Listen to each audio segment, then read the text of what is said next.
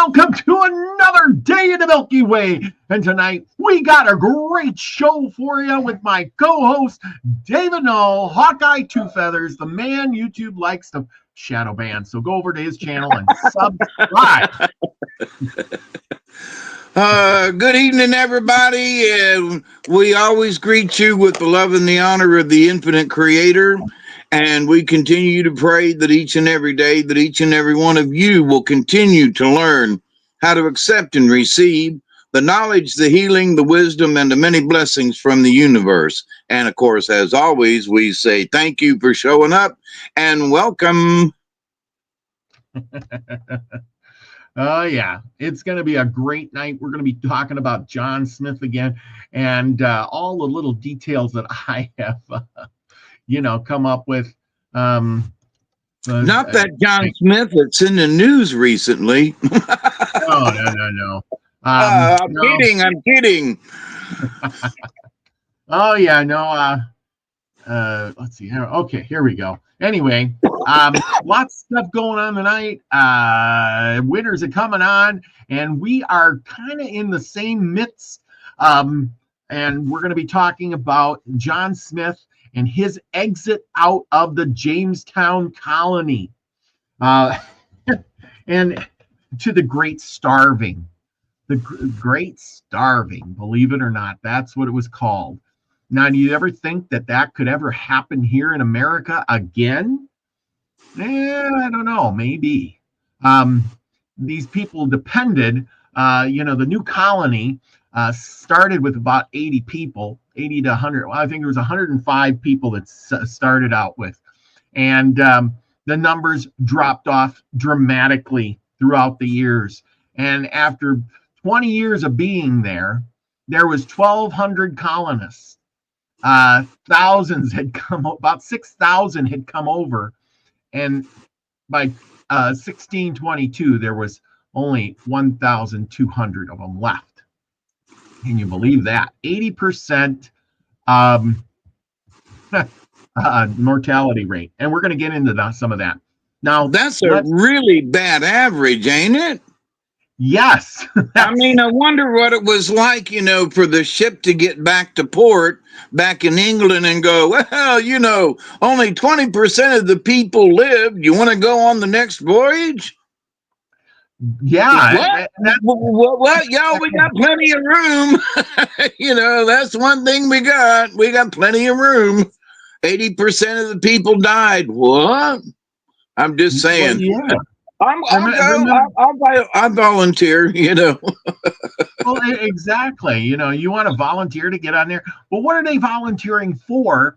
And who's running the show? That's what we're going to talk a little bit about tonight is, who's running the show. And that was the Virginia Company. And the Virginia Company was started. Let's see. I got a slide for by that. Virginia. Well, no, it was start. Yeah, I'm sorry. I'm going to try to keep my mouth shut and not interrupt you.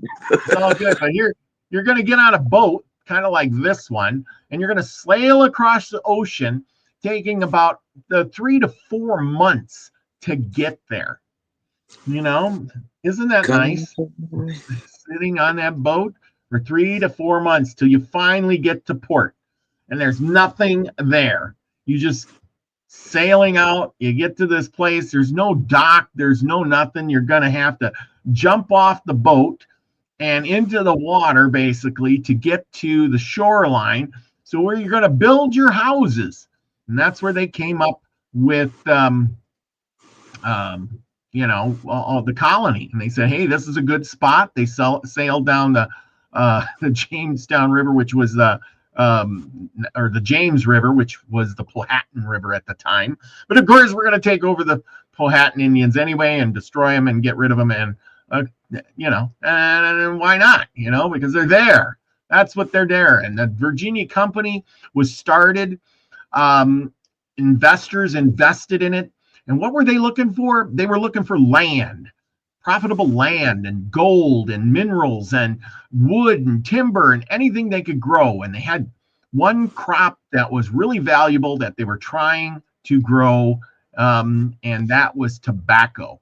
It was a newly discovered product, and they were trying to grow it there, and they needed land to do it. Well, the colonists came there, the adventurers. They didn't come for the reasons that they thought they were coming there for. That's the bad part. They came there for, let's see, other reasons. And we're going to get to, I think this is the one. The Virginia Company. This became a colony. Okay. No, this is Smith. Oh, okay. This is the wrong one.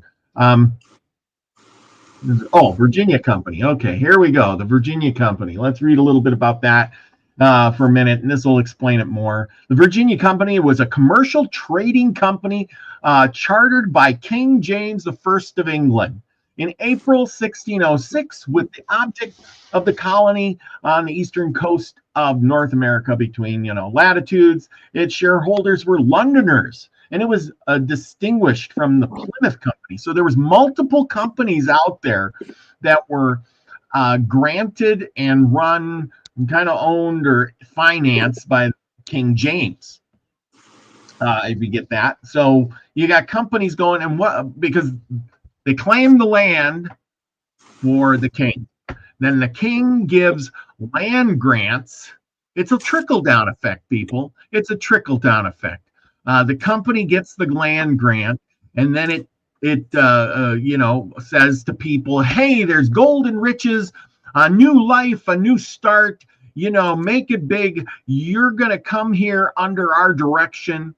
And that's what it was. You were an employee. You weren't really a free colonist. You were an employee expected to work.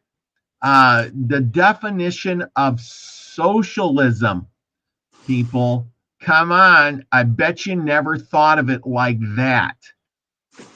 It was socialism.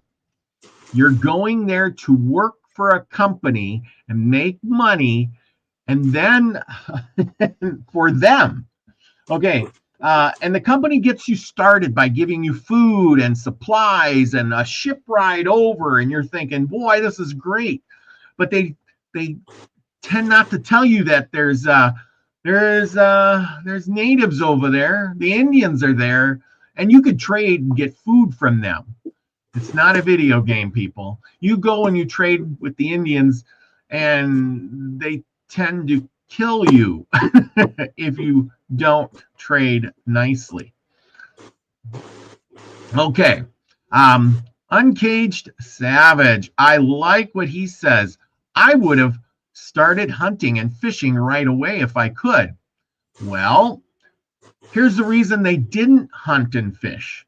The people that were going over there, these colonists, wait a minute, wrong way. The 105 colonists led by Christopher Newport in May 1607, the colonists reached Virginia and founded the Jamestown colony. Okay. They had initial hardships. Okay. You would have started hunting and fishing right away. Yes, normal people would. But most of these colonists were hoity-toities. They were yuppies. They came over there looking for fast money. They didn't know what work was without their servants.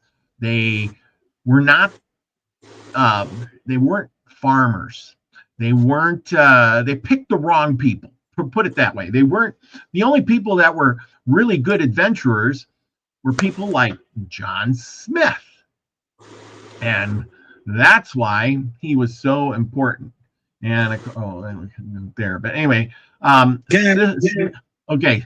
What? Let me interject something when you say that they were hoity-toity, and it's right. But those were the people that had enough money to buy fare. So they worked for the company, but they had something in there. It's like, well, I have something. They weren't just poor suckers. Yeah, they were rich, hoity-toity people that were going. I don't know if they had to pay a fare to get there, but they were promised great riches, and there was gold in them dar hills, and there was a land was milk and honey, was promised to good things, but it didn't quite They matter. might have had stock in the company. Yes. Now we got our guy, our famous guy, and because last week we talked a lot about John Smith, and this here, let's see, is John Smith. I got a picture of him somewhere here. Oh, must be here. Yeah. Okay. This is John Smith right here. Now, good guy. I'm going to tell you a little recap of him. John Smith was a hero. He was voted in as their president, the leader of the colony. But as things went, he got voted out. And he was very badly burned by gunpowder that was ignited while he was in a boat, believe it or not.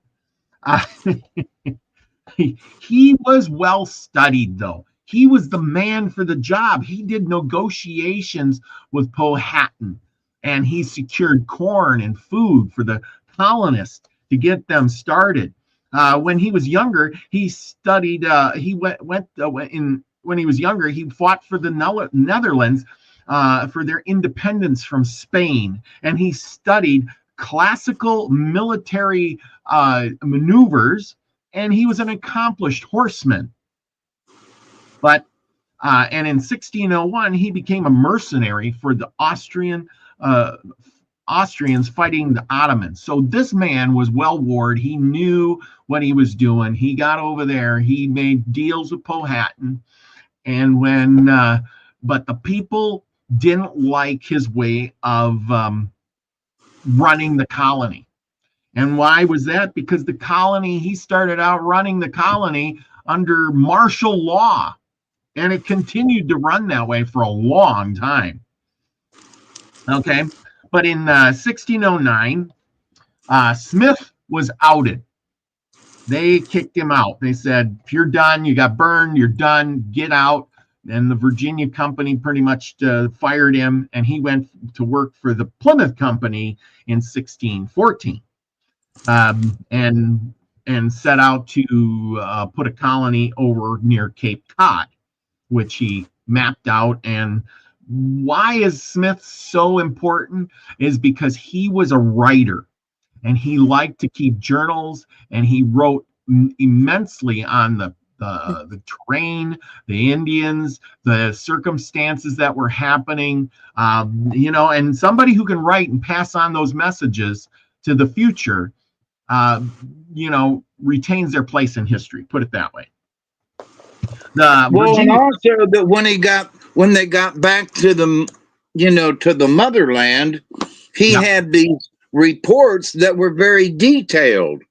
Yes. Versus, somebody that came back and said, well, there was Indians back there and we had to fight some of them. And that was all their story. So he was very detailed in what he could also, not necessarily as a storyteller, but actually as a storyteller, he could take facts back with him, and that was very important. And he did. He sent many letters back. Information is always important. He did. He sent many letters back to England saying, we need people with skills like, carpenters, and we need farmers, and we need fishermen, and we need these kind of people to live at this colony, because the people you sent over here are not those people. And that was a big downfall, is because they kept bringing people who are not farmers and fishermen and carpenters and lumberjacks, and you're bringing in hoity-toity people who had servants. So Smith was replaced. And you said servants, not to be gross or morose, but I wonder who lasted longer, the hoity-toities or the servants? Just curious. I don't think any of them lasted. It was just the luck of the draw back in them days. At 80% mortality rate, Yeah, everybody was Yes. everybody was dying. Dying. Yes. He was replaced by this guy, George Percy. And George Percy started out when he said the boat coming back from England, he sent letters back to England too and says, I'll run this colony. I will do a better job than Smith. And he set out, he ordered, so he could run the colony, he ordered 5 suits, 12 pairs of boots, 12 pairs of shoes, 6 pairs of boots, 9 pairs of gloves, 2 hats, 12 shirts, and what was it? A sword with inlaid with gold. That was what he requested that he needed from England in order to run the colony. What about food? You didn't think of food, you know? The ships were supposed to go set sail, and they were to come and bring supplies, on a pretty regular basis. But remember, ships from England would come and take 4 months to get there and 4 months to get back and forth. So it was pretty slow. Of course, ships didn't make it all the time. There was a ship called the Venture, and the Venture set sail to bring supplies to the colonists in 1609 or 1610, right after Smith had left. The ship, the Venture, was supposed to bring supplies, but the Venture, under Captain Summer, had hit a reef, or got caught in a storm and hit a reef and run ashore in the Bermudas, near where St. George is today.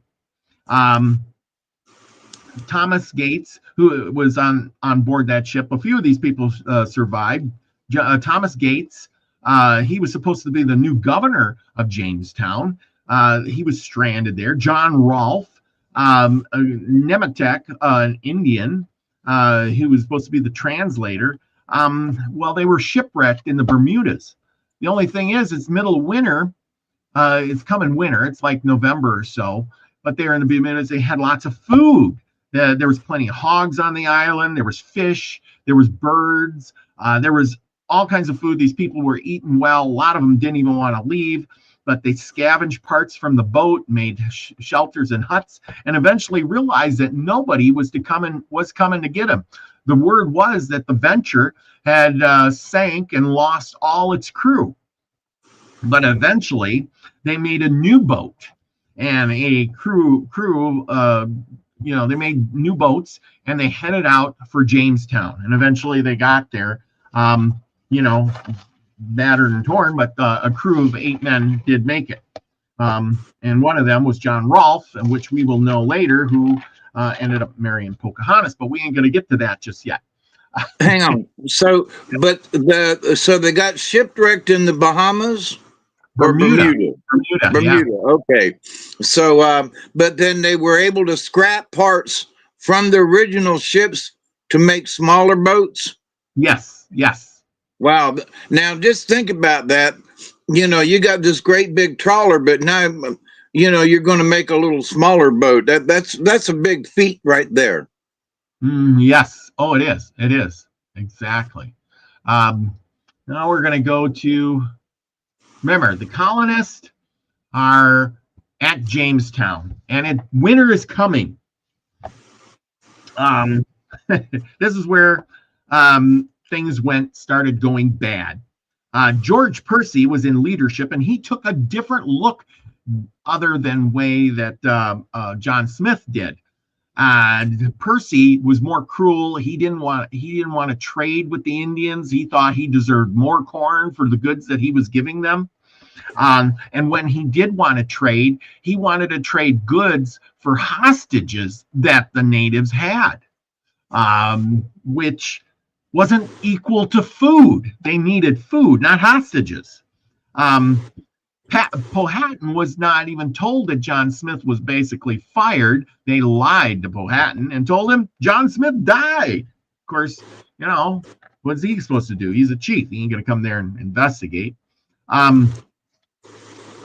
Martin Sycamore, he took, so that Powhatan decided, well, let's go back a second. Powhatan didn't want the people at Jamestown. He realized that these people were invading, and he didn't know how to destroy them because they had guns. And guns were powerful. So he put up a blockade, basically, around Jamestown. And as you can see, this is Jamestown. This is the fort they would have had. And, you're on the coast. You have your fort. You have your ocean area, whatever, and you got your woods, which is fine, except for the fact that you got hoity-toity people living there, and they left their fishing nets to rot in the water. They didn't know how to fish, so they left their nets in the water, and the nets all rotted, so they couldn't catch fish, which sucks. Nearby was an island where they had let pigs go to become feral pigs, and the pigs multiplied on the island. But Powhatan sent his braves over to the island and had them slay all the pigs. Therefore, the colonists had no pigs to go and eat, because pigs multiply really fast and they'll eat almost anything. But so the Indians went hog wild, huh? They did. They went hog wild, and Powhatan didn't really let anybody out. So, to trade. So this guy Martin Sycamore, he took a bunch of men to trade for food. Took about 10, 12 men, and they went out to meet with the Indians to trade for food. And when they didn't come back, they went out with a search party and found the men all dead with bread stuffed in their mouths. So with bread? Bread. Powhatan's men put bread in their mouths. I guess that was sending a signal to the people in Jamestown that you're going to starve or something. The people didn't know how to forage for food. So they broke up the colony. There wasn't many, but they broke it up into pieces, and they sent different people, here, you go this way, you go that way. We don't have enough food to feed you, because they'd eaten all their supplies. The fishing nets had rotted. The harvest was eaten. The supplies that they had were eaten by the members of the crew of the ships that were sailing back to England. The colony was so short of food. And then when a ship did show up, they brought more colonists, which wasn't very good because the colony had no food to feed anybody. So here you go. You got another ship showing up. It shows up, brings a bunch of more people with them, and this is not a good thing. And what they did, they brought the plague. And what is the plague? They brought the plague. The plague is carried on board ships really well because it spreads in cold, damp areas, spread by fleas. And how does a flea spread that plague to you? Because it vomits just before it bites you. And then that vomit of that flea gets into your bloodstream and you get the plague. And then you die. On the way, the ship called the Diamond carried the plague over. And on the way, they lost 30 people. So all these fleas that are biting and killing people, basically. Anyway, so when they arrived, they had no food. There's more people. It was terrible. There was another guy, and his name was Radcliffe. Radcliffe, he was smart. He says, I'm going over there and I'm going to trade with Powhatan. So him and his men went over there to trade for more food and hostages and whatever, and they got there, and they were all captured and killed. Radcliffe himself, being the leader, wasn't just killed like a normal person. They tied him to a stake And then they let the women, which is very insulting, rip his skin off piece by piece and throw it into the fire with shells, sharp shells, as they scraped his skin off. Yeah. Ugh, what a way to die. Because the big thing the Indians wanted was beads and copper. They took the beads and copper, and they traded for corn. But the Indians got really wise. They knew that the people needed the corn, but Powhatan was smart. He was going to cheat the colonists. So they made bulges in the baskets that they gave them, so there was less ears of corn in the baskets when the people came to trade. Okay, so the natives, the settlers decided that they were going to get on one of the ships, and they were going to sail down the river so they would be safe from getting attacked, because what would happen is the people would go out into the woods and the natives were surrounding the fort, and once you went out in the woods, you'd get attacked and you'd get killed. How nice is that? So they went down the river, traded with Powhatan for beads and copper, and they got cheated with these baskets of corn. But as the people walked back to the ship, Powhatan's men attacked them and killed them all.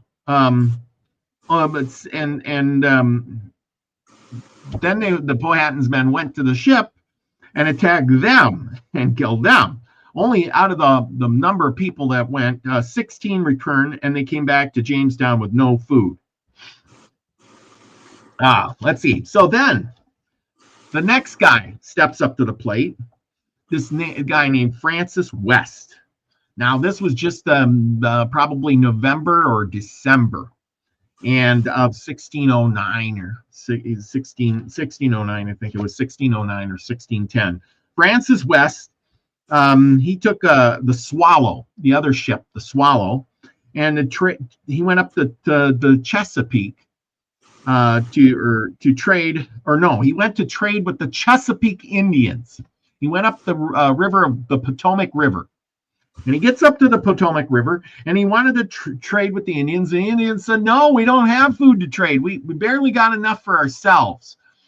We can't trade. We're not going to trade. So Francis West decides that the only way to get a good trade is to frighten the Indians into trading with you by capturing them and chopping off their heads, and by, chopping their arms and fingers and limbs off until they said, yep, we'll trade. And that's how he got the food. Now, once he got the corn and he loaded his boat up and he was ready to go back to Jamestown, his men refused to go back.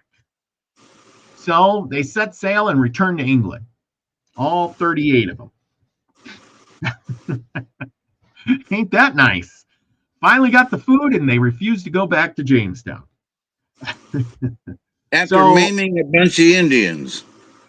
Yes. After maiming the Indians for their corn, and then they went back and didn't take the corn back, and so the Jamestown people were just gonna starve. Remember, they went to Pig Island, and there was no pigs on Pig Island. The Powhatans had killed all the pigs. The hungry colonists then, they raided, let's see, do this. I'm sorry, I got this one mixed up. Okay, here he is taking he's taking the corn, or something. He's taking his stuff. You got some pictures here. There you go. I gotta have some pictures for all these things, Anyway, okay, so the hungry colonists, they raided the storehouses. They were starving. They killed the horses, the cats, and the dogs. Then they went down to the rats and mice. Finally, they started eating the leather off their boots. Some people just set off in the search for food in the snow of winter, never to come back. These people were so hungry that they ate the collars off of their their clothes. You know, they were wearing, you know, back in the day, they wore that big collar that run around your neck, like, and I think I got a picture of it here somewhere. Yeah, it's got to be this picture. Okay, here's this. See this collar that they wear around the neck here? This collar had starch in it, and they realized that they could take that collar and boil it in water, and that was protein or food, that was starch that would keep them alive. Believe it or not, they were eating the collars off their shirts. You know, we're sitting right there by the beach. You got to be pretty dadgum dumb to not be able to catch fish. Well, remember all the nets. Yeah, but there are other ways to catch fish. You could make baskets. You could, I mean, that's my point. You got to be pretty dang dumb to not have learned other ways to fish. Oh, my net's rotten. Oh, if I was hungry, I'd be out there, you know, catching them and throwing them on the beach. I'm sorry, but anyway. Well, I know. Well, like I said, these colonists were not the, you know, the hard workers. They were bringing in pretty dang dumb. Yeah, they were the wrong type of people. You know what this reminds me of when I listen to this? It reminds me of today.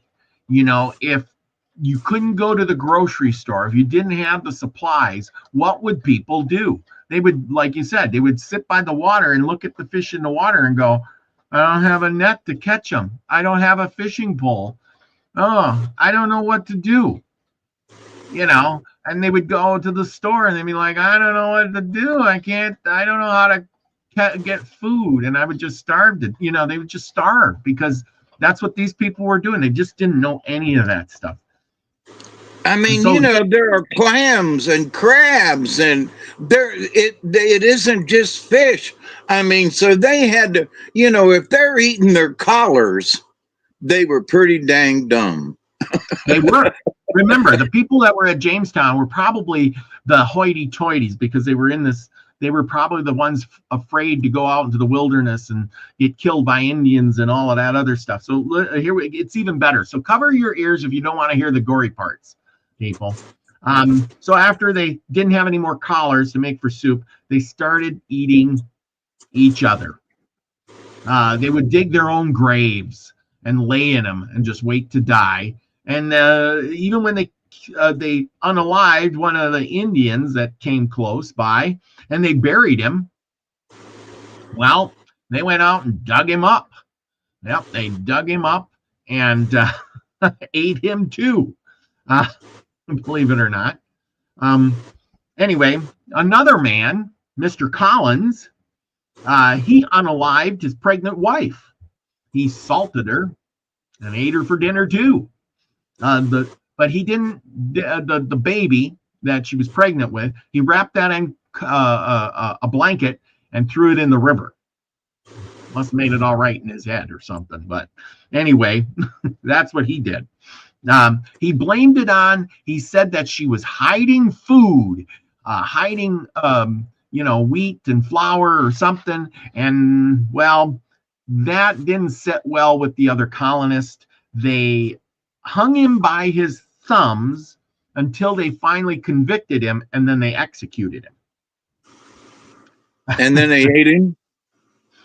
No, maybe they did. I don't know. They didn't say. Maybe they did. They were pretty hungry at that point. There was 500 colonists at the time after that second boat had run ashore there or whatever. And by the time spring had come, they were down to 60 people. Now, remember, some of these people, yeah, some of these people had... they did a lot of eating, didn't they? Goodness gracious. You got to remember, some of the people went off and started their own areas, too. You know, they taken off and went places. You know, if I was sitting around the campfire at night and I saw 3 or 4 people eyeing me with a fork in their hand, I think I'd leave too. yeah. Well, you know, there was no food there. Drooling out the corners of the mouth. What are you looking at me like that for? I'd be gone. I'd be gone. Well, and that's exactly it. So, by the spring, there's 60 people left. But you got to remember, 36 of those people went with Francis West to get corn on that ship. Oh, that's And right. and then they sailed back to England. And other groups had split off too. We don't know how many split off into different groups, but out of the 500, anyway, in the spring, Let me Percy. ask you a question. I mean, for the guys that sailed back home, um, would we consider them morally correct in leaving their fellow whoever's behind, or do you think that they sailed off and said, I don't know them people. I mean, literally, they might have been just the sailors and whoever. So they had no. I don't think. Do you think they would have left their kinfolk behind or something? You know what I mean? Well, wait a minute. Wait a minute. The colony was made up mostly of men, and it was 90% men. And the next part is, remember, these men were on commission. They had their own families living back in England. See, that's why I brought that up, to get yes, more detail. Thank you. So it all fits together. Remember, they're all on commission thinking they're going to make it big. This is my chance to strike it rich. So they were all from different walks of life and different people from everywhere. It wasn't like, hey, this is my cousin, my brother, I'm leaving my family behind. There was no establishment there. They were the establishment. Right. There's Lucky Stone. Hey, happy. Well, so that's what I brought it up for, is because, you might say, oh, they left them people behind. And it's like, nah, we're going back to the house. Well, exactly. Exactly. So anyway, let's see where we got. Okay, we got Percy. George Percy. In the spring, he did make it. All those big wigs. The leader always makes it through because he's going to get his amount. Remember, they were down to like no food. They had they were giving each person just a half a can of meal. They were on rations for 3 months of with a half a can of meal. I don't even know what the meal is. What's a half a can of meal? It can't be much more than a half a pint. That's what I would be thinking. What's a half a can of meal, right? Anyway, in the spring, in March, or spring, Powhatan lifted the siege. He said, well, his Indians had to go plant their crops. They had to plant the corn. He couldn't spare his men to wait outside the fort forever. And so in the spring, Powhatan lifted the siege, and all his Indian people left. And in the spring of 1610, George Percy, he went out to Point Comfort. Was one of those other little forts that the people went out to establish. Remember, they set off on their own. Point Comfort, and these people had survived really well. None of them had died, and they were living fat, and they were healthy and fat. Why? Because they were living off of crabs and pit hogs that they had caught in the wild. Because Powhatan wasn't watching them; he was only watching the fort. And they were smarter. So, they were smarter because obviously they were catching crabs and hogs. Yep. Uncaged Savage says, I heard stories about eating tree bark. Starvation neared. Yeah, well, but remember, Powhatan's men were in the woods. And as soon as the colonists went out and ventured into the woods, Powhatan's men would pick them off one by one by one. And especially in the winter, the colonists had no defense. You're in the woods, it's winter, the Indians got the big advantage. They were picking them off. I mean, you could die inside the fort or die outside the fort, a quick, fast, or maybe painful death.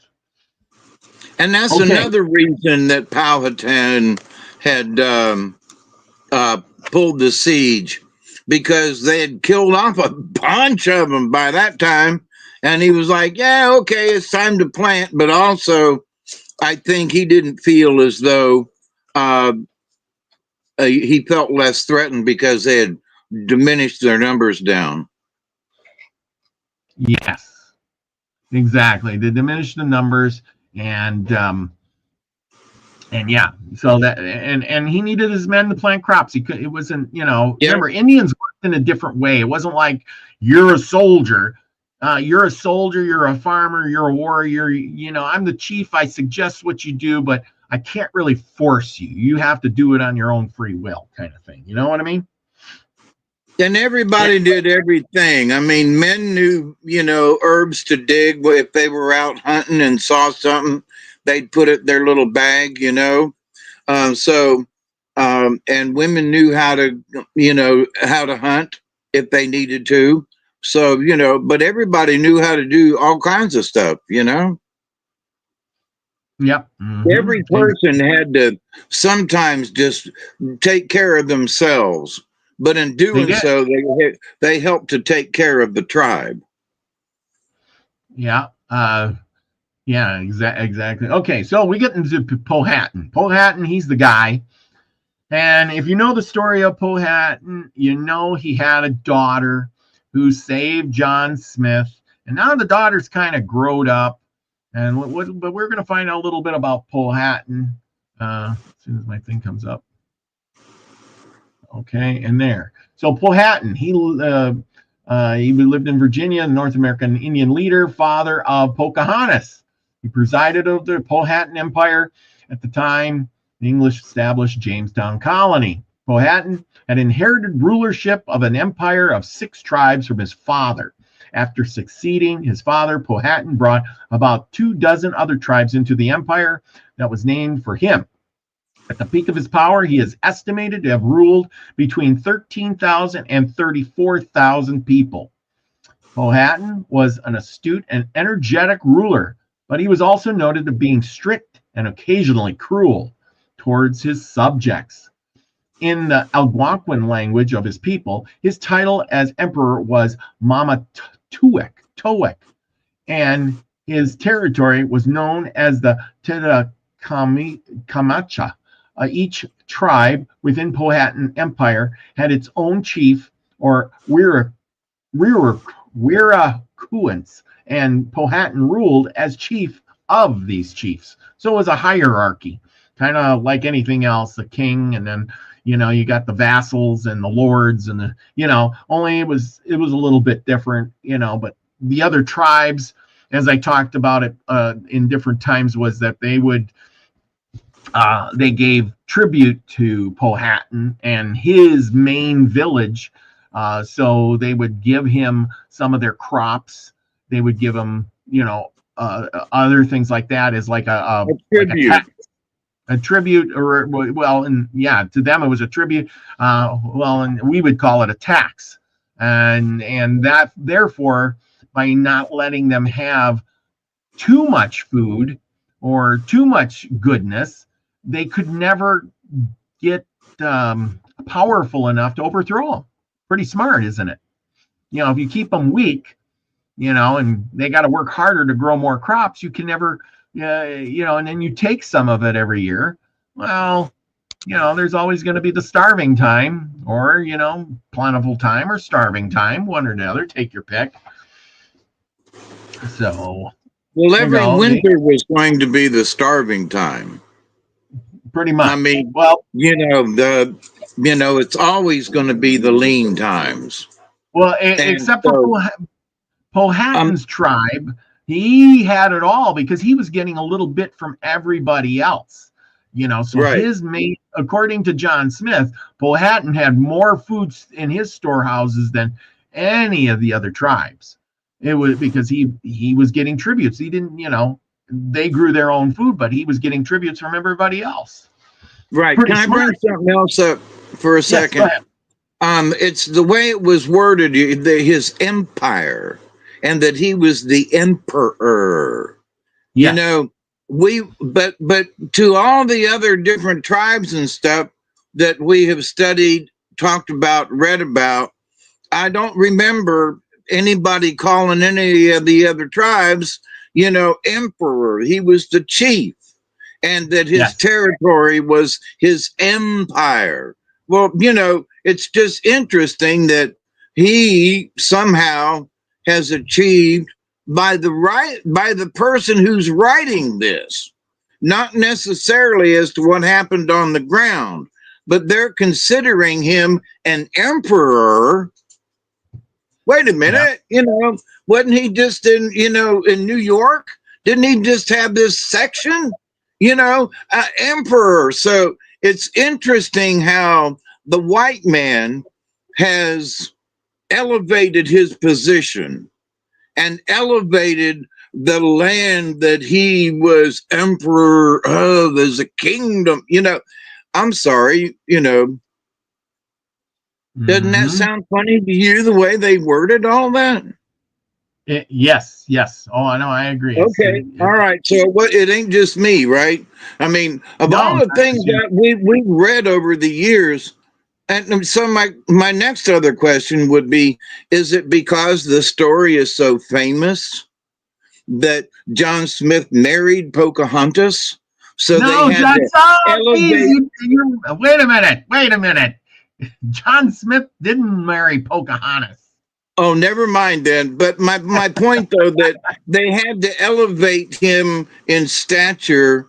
He wasn't just a chief; he was an emperor. Yes, he was just putting it out there. Yeah, exactly. Uncaged Savage says, yeah, it's always interesting to see how exactly relationships broke down. Seems when more people began to show up. Yes, and Powhatan knew that more people were showing up, and he had to try to figure out a way to get rid of them because he couldn't overpower them. It seemed like because they had guns. And you can see here in this little paragraph, it says in his trading and negotiation with the colonies in those years when English were generally represented by John Smith, with whom Powhatan played a cat and mouse game as each side assessed the other's capabilities and intentions. And an ill-conceived attempt to win Powhatan's favor, the Virginia Company of London, sponsored of the colony, ordered the colonists to present Powhatan with a royal crown and gifts in 1609, symbolizing that he could henceforth be a prince in the service of King James. But why would you be a prince in your own kingdom when you are the emperor, right? So Powhatan rejected the notion. Beginning in the autumn of 1609, following Smith's departure for England, Powhatan came to believe that the English could be starved into submission, which we just talked about. He cut off all trading with the colonists and attacked any of them who left Jamestown Fort. Some 80% of the colonists died, and Jamestown would have been abandoned, except for the timely arrival of supply ships and new colonists the following spring. So there you go to sum it all up, what we talked about. Now we get into Pocahontas. Now, Pocahontas was Powhatan's favorite daughter. Well, as things went, remember, they're trying to trade, and they got the problems with Powhatan. And, well, this guy, what the hell's his name here? John Rolfe. He decides he's come up with a plan, and he's going to kidnap Pocahontas. He kidnaps Pocahontas. And let's see, she fell into a deep depression. He wanted to trade her for, hostages. All of his guns and tools that Powhatan had gotten from the whites. But Powhatan was smart. Even though she was his daughter, he said he'd trade for the hostages, and he would, but he wouldn't give up the guns or the tools. Anyway, while in captivity, Pocahontas became deeply depressed, but submitted to the will of her captors. Being taken into captivity, she was not foreign to it because she hung out with the colonists. She could go wherever she wanted. Pocahontas would have known how to handle such a situation and be cooperative. So for the good of her people and the means of survival, she was taught English ways. She was in captivity for quite a while, especially the settlers' religious beliefs. She was taught by the Reverend Whitaker. Her captors insisted her father did not love her and told her continuously, this is the propaganda and the brainwashing she went through. MK Ultra. Yes, exactly. But even back in those days, they were MK Ultraing people. Can you believe that? Wow. Overwhelmed, Pocahontas suffered a nervous breakdown. Even back in them days, you could have a breakdown. And she was a girl. Come on, she was young too. And the English asked that a sister of hers be sent to care for her. Her sister, Manachia, who was accompanied by her husband, was sent. Pocahontas confided in Manachia that she had been raped and that though she was thought she was pregnant, hiding her pregnancy was the main reason Pocahontas was moved to Jericho after only about 3 months at Jamestown. Pocahontas eventually gave birth to a son named Thomas. His birthday is not recorded, but the oral history states that she gave birth before she married John Rolfe.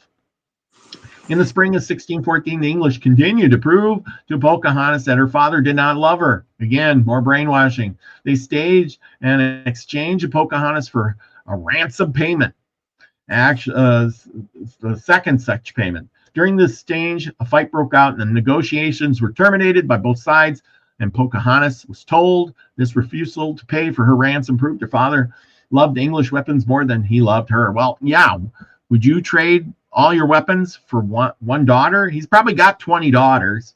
Come on. He's got like 15 wives. Shortly after the stage ransom exchange, Pocahontas converted to Christianity. Isn't that something? And she was renamed Rebecca. In April of 1614, Pocahontas and John Rolfe were married at Jamestown.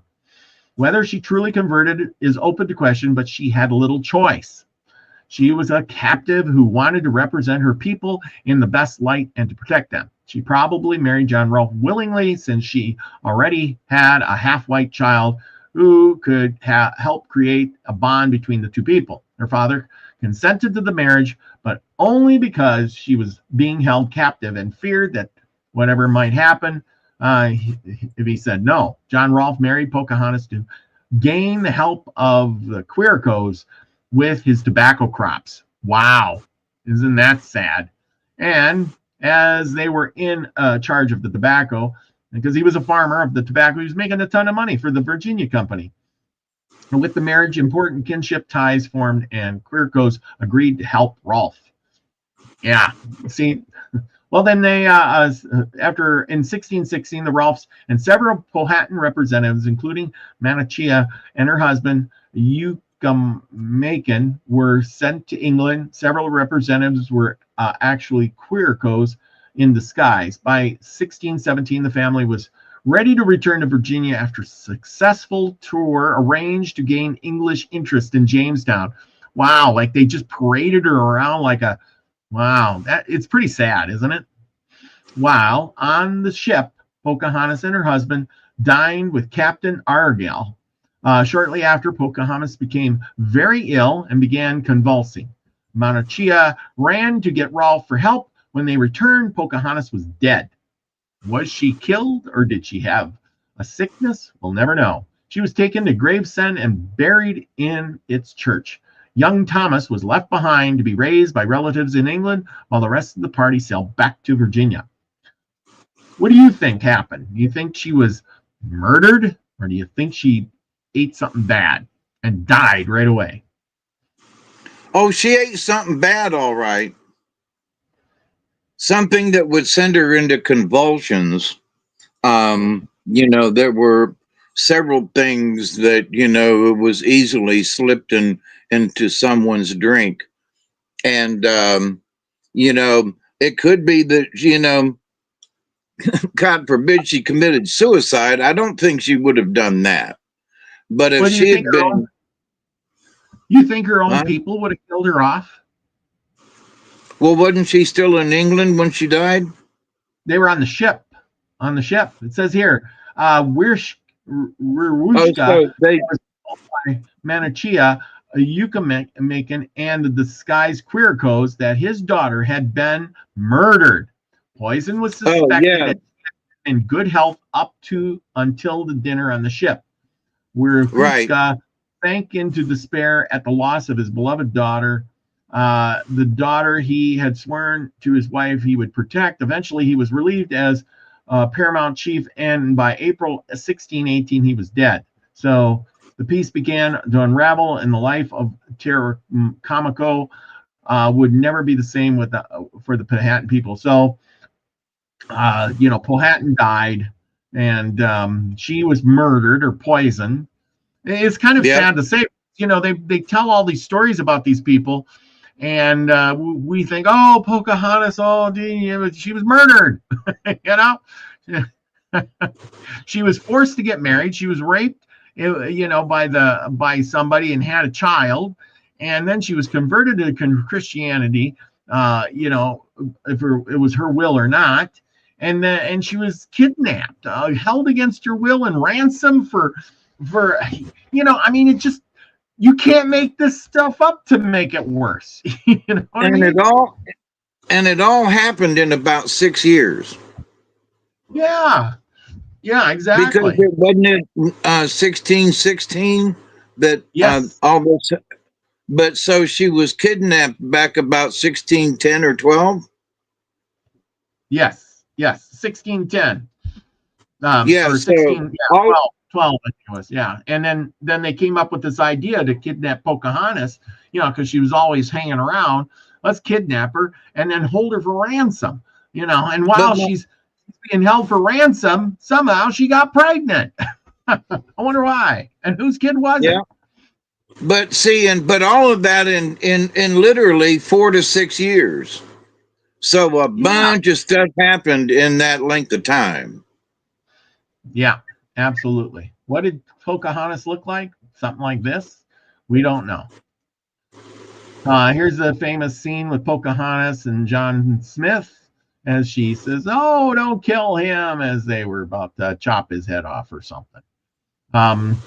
Here's her getting married to John Rolfe. And here see, as we hear the story, because of this here picture, she saves John Smith, just like you were saying earlier. Didn't she marry him? I mean, I thought the same thing for many years, that she married John Smith because she loved him from here. She loved John Smith, right? No, It wasn't that at all. She married a whole different guy. And then right after that, 1618, Powhatan died himself. So anyway, and then she even took a different name, because now she's converted. She's like one of us. She's got to have a different name. She can't be named Pocahontas, right? And this is how they pictured her. This is how the English pictured her back in the day. So even when she got back to England, they dressed her up like an English person. Isn't that sad? Yeah, Rebecca of Sunnybrook Farm. Yeah, I know. Yeah, she had dark skin and dark hair. And then, she had to be what? Maybe 18, 19, something like that. 17, 18, 19, somewhere in there. Yeah, not much older than that. Yeah. And, she just up and dies. But like you can see from these pictures that, she, they dressed her up for the show. And, anyway, that is where we're going to leave off tonight. I think we went next week. We're going to continue on with the third installment. Believe it or not, there's more. There is more. There's the Powhatan War. Yes, there's more.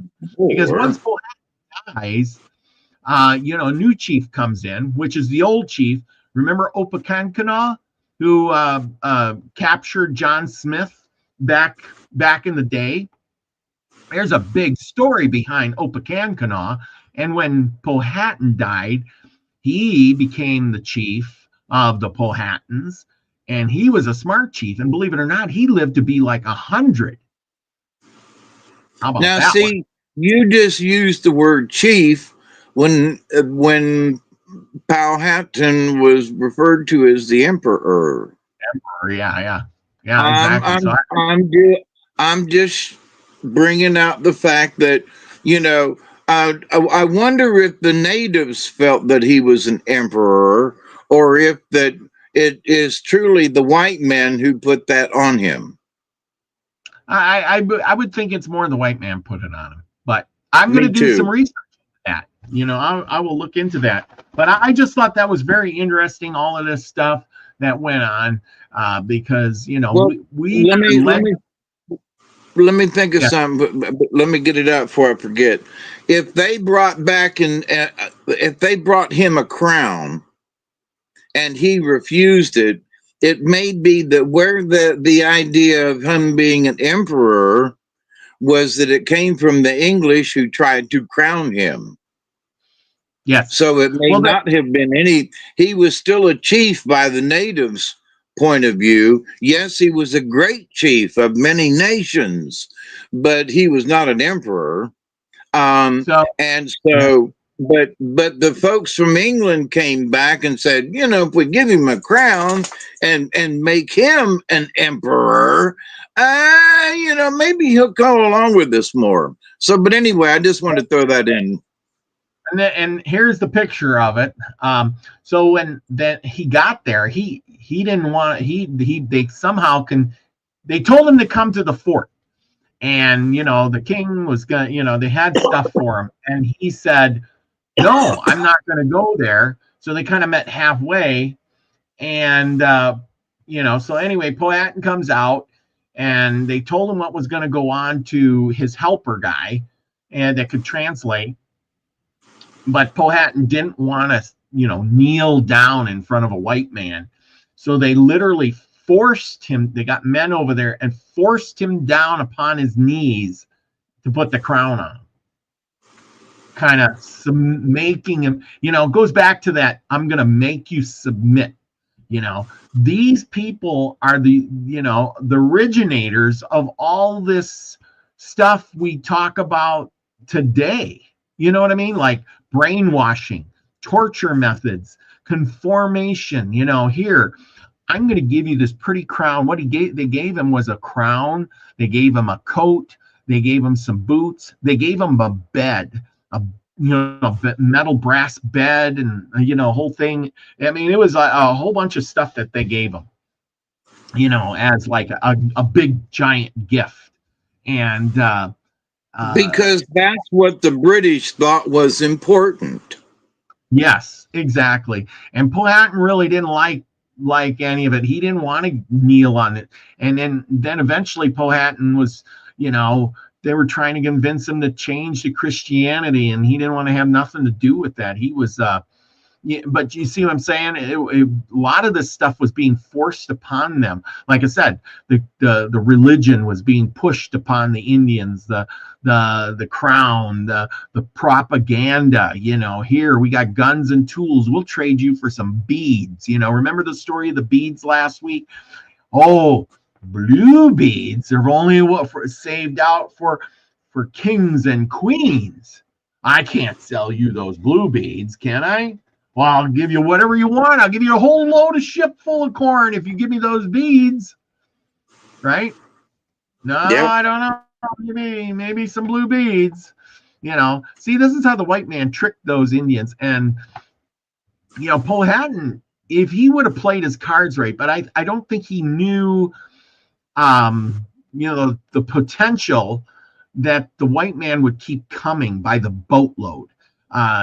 And by the boatload and by the boatload and by the boatload over and over and over and over and over. You know what I'm saying? I don't think they had the comprehension. Powhatan didn't anyway. Opakan did, because that's another whole nother story. But anyway, Powhatan didn't have the idea that the white man was as many as the leaves on a tree. Whereas, he just seen them 80, maybe 100 people over there, and then there was 500 people, and he's like, there's 500 of them now. We're going to have to starve them out. Maybe that's it. We can't get close because they got those guns, and they will shoot at us. So we'll just starve them to death. Anyway. Yeah, but I got to say that it seems like he was learning. Yes. Yes, you he know. was. But for every white man that came over, they brought a slightly different philosophy. So where he was like lived in his nation of peoples, and he kind of understood how people acted and reacted. But there's a new boatload of folks coming over with a whole new set of, stuff. So, Yep. these guys really are serious about trading. And the next boatload, all they want to do is, cheat. And then the next guys are really farmers, really, and so, they don't, these guys don't really know. Powhatan didn't, he was being faced with different situations every time. It was white people, but it wasn't the same white people. That's right. That's right. Well, we I'm got a just saying, story for you tonight. Yes, we got a story for you tonight. Remember, next week, we're going to continue on with Opakankana as he takes over for Powhatan. And then by the end of the month, we'll be on to, while this whole thing was going on, the Pilgrims were landing on Plymouth Rock. And you know that the Pilgrims set up a treaty with the Indians that had the longest time of peace with the Indians than any other group of people that lasted 50 years. I didn't know that. I just found that out today. How about that? That's pretty cool. Anyway, yeah. So anyway, we have the Isle of Skeletons. I can't wait for this one. Okay, you're all set up. I am going to exit, and it's all yours. All right, give me a second. I gotta readjust so I can see my cursor. No worries. Yeah. No worries. We got you. I just, sometimes with the way this computer's been, if I don't have it in the little arrow over here in the column to scroll the page down, it goes crazy. So I want to make sure it doesn't go crazy. So, but anyway, to continue on to officially introduce this story, I do like to give credit to the original. And this comes from a book called American Indian Fairy Tales, Snowbird, The Water Tiger, etc., from 1907. And we have been reading from this book now for several weeks now. And also, by the way, this is our 150th program with me and my dear friend Robert, who don't forget me. 150. Yeah, 150. And we've survived all this time, and so we're both glad to be able to bring this to you. So the story, after coming out of the American Indian Fairy Tales, this one is entitled The Island of Skeletons. Big Wave and his little nephew, Red Shell, lived together in a deep forest. The boy was the only relative that the old man had, and he was very fond of him. He had brought Red Shell and his sister, Wild Sage, to his home several years before, just after the Great Plague had killed most of his tribe, among them the father and mother of the children. But they had not been many months in the forest before Wild Sage was stolen by a giant who lived on the island of skeletons. Big Wave warned the boy never to go towards the east, for if by any chance he should cross a certain magic line of sacred meal that Big Wave had drawn, he would be at the mercy of the giant. The boy obeyed for a time, but by and by he grew tired of playing in one place. So he went towards the east, not noticing when he crossed the magic line, till he came to the shore of a great lake. He amused himself for a while, throwing pebbles into the water and shooting arrows. A man came up to him and said, "Well, boy, where is your lodge?" Red Shell told him. Then the man proposed shooting arrows to see who could shoot the higher. Red Shell had much practice, and though he was only a boy, his arm was strong. And he drew the bow far back and sent the arrow much higher than the man did. The man laughed and said, "You are brave, boy. Now let us see whether you can swim as well as you can shoot." They jumped into the water and tried holding their breath while swimming. Again, the boy proved himself the victor. When they were again on land, the man said to him, "Will you go with me in my canoe? I am on my way to an island where there are pretty birds, and you can shoot as many as you please." Red Shell said he would go and looked about for a canoe. The man began singing, and presently there appeared a canoe drawn by 6 white swans, 3 on either side.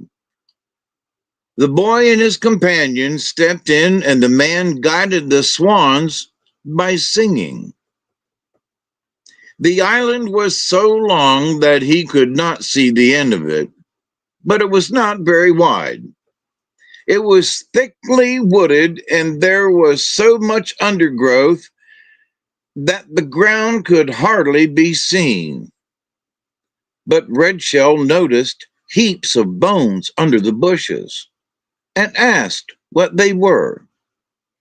He was told that the island had once been a famous hunting ground, and these were the bones of the animals that had been killed.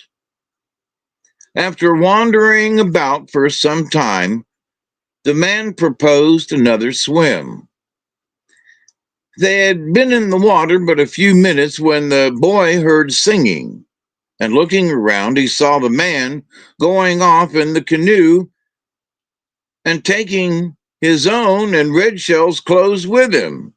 He shouted, but neither the man nor the birds paid any attention to him.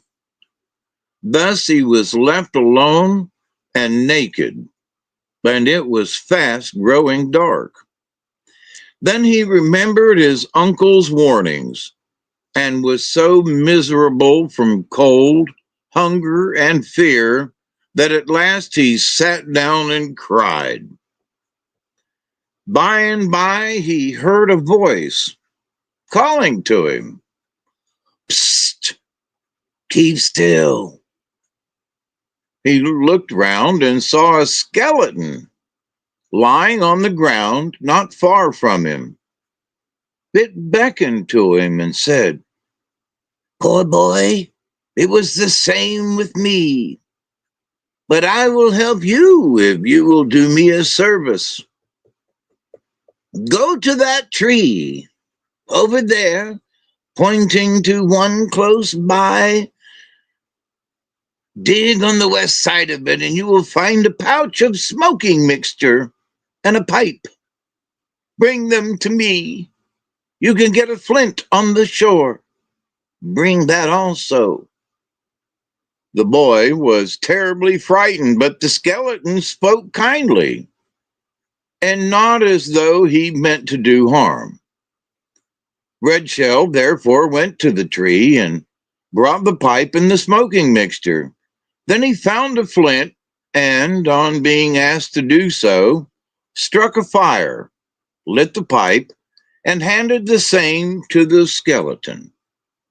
It smoked quickly, drawing the smoke into the mouth and letting it escape between the ribs. Red Shell noticed, watched, and saw mice run out from between the bones.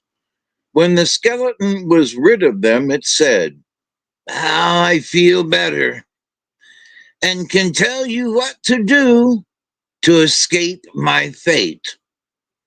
A giant is coming tonight with 3 dogs to hunt you and kill you for his supper. You must lose the trail for them by jumping into the water many times on your way to a hollow tree, which you will find on the other side of the island. In the morning, after they have gone, come to me." Red Shell thanked the skeleton and started at once to find the tree. It was quite dark, so he could see nothing, but he ran from tree to tree, climbing halfway up each one and running into the water many times before he found the place where he had been told to sleep.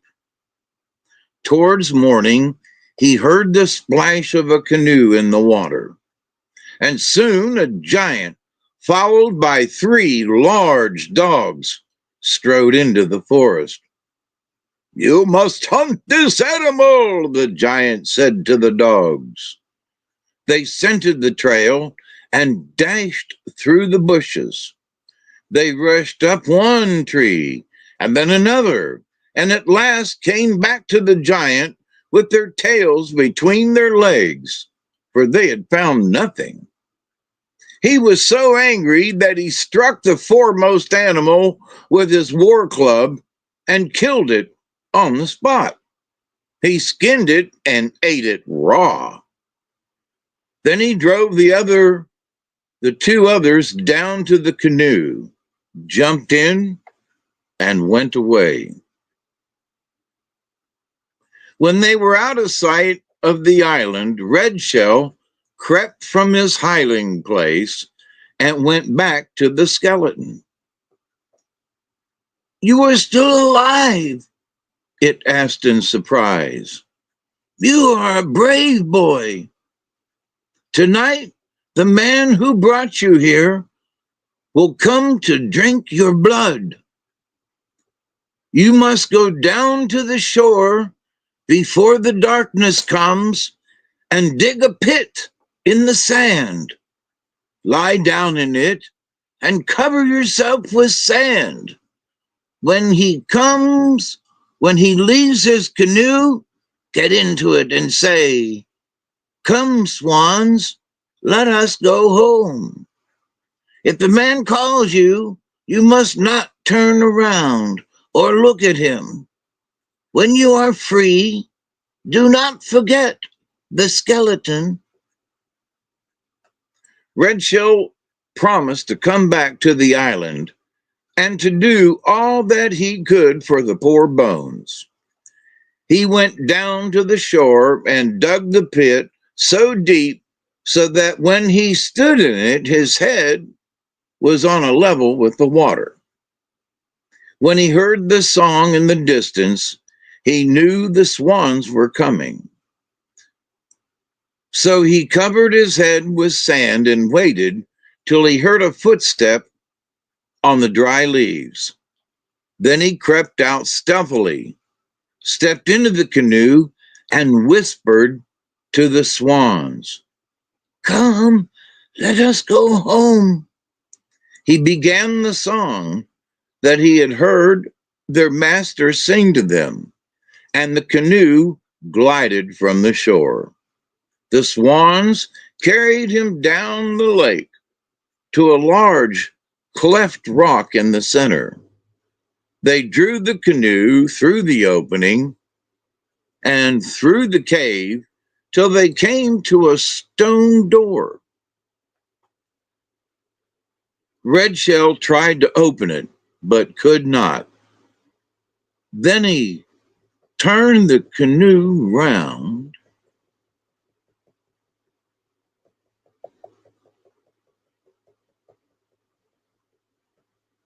and struck the door with the stern. The door flew open, and Red Shell found himself in a fine lodge. He saw his own clothes and many others heaped in a corner near the fire, which was burning brightly. A kettle of soup was steaming over it, and there were some potatoes in the ashes on the hearth. Seeing no one, the boy ate supper and then lay down to sleep on a couch of wildcat skins. In the morning, he went out and, stepping into the canoe, said, "Come, swans, let us go to the island." He saw the two dogs lying asleep in the sun, and on landing, found that they had killed their master. The skeleton was delighted to see him and praised him for his courage and for being true to his word. But he said to him, "You must not go home yet. Travel toward the east 3 days, and you will come to some huge rocks. There you will see a young girl drawing water from a spring. She is your sister, Wild Sage, whom the giant stole many moons since, and whom you believed dead. You will be able to get her away. When you have done so, come back to me." Red Shell at once set out for the east, and in 3 days he found the rocks of which he had been told. As he came near them, he saw a lovely girl drawing water. "Sister," he said, going up to her, "you must come home with me." She was frightened and tried to run away. Looking back, she saw that it was really her brother. When she was even more afraid, though, she turned and spoke to him. "Psst," she said, "a giant keeps me here. Go before he sees you, or he will kill you." Red Shell did not move. "Go," said Wild Sage. "No," he answered, "not till you go with me. Take me to your lodge." The giant had gone to a cranberry swamp, and Wild Sage knew that he would not return until the evening, so she ventured to take her brother home with her. She dug a pit in one corner of the lodge, told him to get into it, and then covered it with her bed of buffalo skins. Just before the darkness came, the giant's dogs rushed in, barking furiously. "Who," said the giant, "is hidden here?" "No one," said Wild Sage. There is," said the giant, "or the dogs would not bark like that." They did not discover Red Shell, however, so the giant sat down to his supper. "This boy is not tender. He is not cooked enough. Get up and cook him more," said the giant. "Cook it yourself if it doesn't suit you," she answered. The giant took no notice of her answer, but called to her to come and take off his moccasins. "Take them off yourself," she said. "Caw," thought the giant. Now I know she has someone hidden. I will kill him in the morning. Early the next day, the giant said he was going to the cranberry swamp to get some children for his dinner. He did not go far from the lodge, but hid himself in some bushes close to the shore. He saw Wild Sage and her brother get into a canoe and threw a hook after them, which caught the boat and drew it towards the shore. But Red Shell took up a stone and broke the hook, and they floated off once more. The giant was in a terrible rage. He laid down flat on the ground and, putting his mouth to the water, drank so fast that the canoe was drawn close to the shore. He began to swell from drinking such a quantity and could not move. Red Shell took another stone and threw it at him. It struck him and he snapped in two, and the water he had swallowed flowed back into the lake. Red Shell and his sister then sailed to the island, where the two dogs who had eaten their master rushed down to meet them. The boy raised his hand threateningly and said, "Off to the woods as wolves. You no longer deserve to be dogs." The animals slunk away growling, and as they disappeared, were seen to change into lean and hungry wolves. Red Shell went to the skeleton, who commanded him to gather all the bones that he could find on the island and to lay them side by side in one place. Then he was to say to them, "Dead folk, arise." It took him and his sister many days, for there were bones everywhere. When all had been arranged in one place, Red Shell stood off at a little distance and called loudly, "Dead folk, rise!" The bones raised themselves and took human form. All the men had bows and arrows, but some had only one arm and others only one leg. The skeleton whom Red Shell had first met became a tall, handsome warrior, perfect in every limb. He saluted Red Shell as chief, and the others did the same. Then the boy and his sister crossed the lake and traveled westward till they came to their uncle's lodge. He was very old, his fire was out, and he was still mourning for his nephew. But as he listened to the story of the lad's adventures and realized that he had come back unhurt, some of his years left him.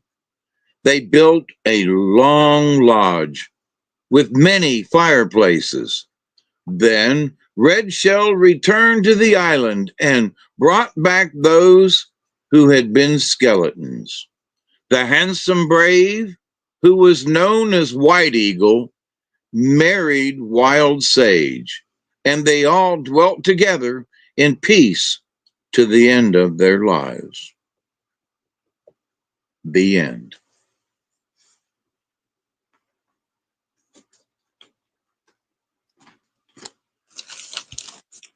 That was a good one. That was a long one. Red Shell. Nice. And a little bit of everything in there. Some giants, skeletons, some, the whole bunch. I love it. Yeah, but you know that there's another story that is so absolutely close that I've read a long time ago, But Mhm. in that story, he had to kill somebody, or he had to chop the giant's head off. There was something different. In this, he threw a rock and split him in two, and that's what killed the giant. That's Mhm. like, that's not such a bad scenario, oh, okay. Versus there Mhm. really wasn't, well, too much blood and gore. Well, the dogs, ate their master, but it kind of left it there. So Yep. there's your imagination. The dogs ate their master. No, he didn't say eat him. They said that they killed him. So, but anyway, so, but All so right. 150 shows, my friends. Can you believe that? We're on our way to 200. Yeah, but that's another 50. That's a long way to go. It's like, I mean, at But first we we miss a are few on the way. Huh? we miss a few. We miss a few every year. So that's like 3 years worth of 3 years, videos. I mean, 3 years of doing the show consistently. No, I think we've been doing it at least that long, if not longer. Yeah, because there Right? are 52 weeks in a year. Yeah, that's what I said. We miss Right. maybe a couple every year. So But I would to say, the point though, just rounding off, there's 50, and we're at 150. That's 3 years. yep, yep, That's good logic there. that's simple math. Yeah, but There's still, simple math. can you believe we've been doing it this long? Holy cow! No, and I mean, and it's like, even from the hospital jail. I don't Yep, think I read a story, but at least showed up to say hi. we've been through it thick and thin. I tell you, we've been doing the show from your hospital bed, from the everywhere. I mean, I couldn't make it. I get on and then you take over, and I had to go to work, and sometimes we cut it early, sometimes we make the whole show. We do pretty good. I would say we do pretty good. And the thing is we're still here. I mean, we have, despite whatever's, there are a lot of people, a lot of other folks, a lot of other channels and stuff, and it's like, they haven't been around for 3 years, or Nope. not as consistent. I mean, other than missing a week, 1 week for whatever reason, you work and me sick or something. But that we have been consistent, and Mhm. the fact that after all this time we're still doing it. Yeah, Chloe says it's even longer if you count the time you came in on with Brian. Well, see, but when you came on with Brian, you weren't doing the Native American Myths and Legends show. That was something we thought up. You came on a few times, we did a few shows, and then all of a sudden I says, we should do this, or did you? We said, hey, let's do this Native American Myths and Legends or book. It started out with a book, and Yeah. let's read that, and then and we were doing it for like an hour, and then somehow it morphed into like a 2-hour show, and we've been doing a 2-hour show ever since. Yeah. But yeah, that was it was quite the thing. I have to go back and watch some of the first ones. Yeah, because we just started off on the doing those short stories, and I was just going to read some short stories too, and then I started to do more history. I did more of a history story, and then it just developed into my own history story. And you did the things. Remember, I asked you to read a card, and you're like, yeah, I could pull a card. And now, you're good at pulling them cards every night. And then we come up with this thing where I put the pictures up, and it was a morph thing. And you know what? Native American Myths and Legends show is steady and consistent, and it is my most watched show with the most views compared to any other show that I do. Believe it or not.